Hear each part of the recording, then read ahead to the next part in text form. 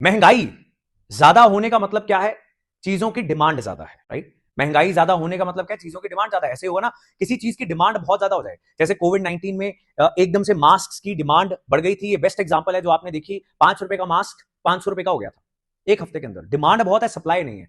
Demand और supply के अंदर जब मिसमैच होता है, वैसे ही इकोनॉमी के अंदर जब धीरे धीरे महंगाई बढ़ती है तो ऐसे दिखता नहीं है कि क्या हो गया एकदम से, लेकिन demand is more than supply. Demand कब करेगा कंज्यूमर? जब उसकी जेब में पैसा होगा तभी तो डिमांड करेगा ना। तो अब सरकार क्या करती है? सरकार कह रही है कि अगर इन्फ्लेशन, महंगाई बहुत ज्यादा है, उसका मतलब है डिमांड बहुत ज्यादा है सप्लाई के मुकाबले, तो क्या करेंगे? क्या करेंगे? लोगों की जेब में जो मनी सप्लाई है उसको कम करना पड़ेगा। कैसे करें? कैसे करें? देखो, आरबीआई जो है वो एक पर्टिकुलर इंटरेस्ट रेट, जिसको बोलते हैं रेपो रेट, उसके ऊपर पैसे देती है सभी बैंक्स को।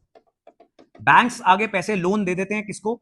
आम आदमी को, कॉमन पीपल। अब इनकी मनी सप्लाई कम करनी है तो आरबीआई ने क्या किया? रेपो रेट बढ़ा दिए। अब बैंक को जो लोन मिलेगा आरबीआई से महंगा मिलेगा। अब क्योंकि महंगा लोन मिल रहा है तो आगे भी पैसे महंगे दिए जाएंगे, तो यहां पर भी इंटरेस्ट रेट बढ़ जाएंगे और कंज्यूमर की जेब में जो पैसा है वो कम हो जाएगा, बिकॉज अब कंज्यूमर ज्यादा लोन नहीं लेगा, बिकॉज महंगा ब्याज देना पड़ रहा है।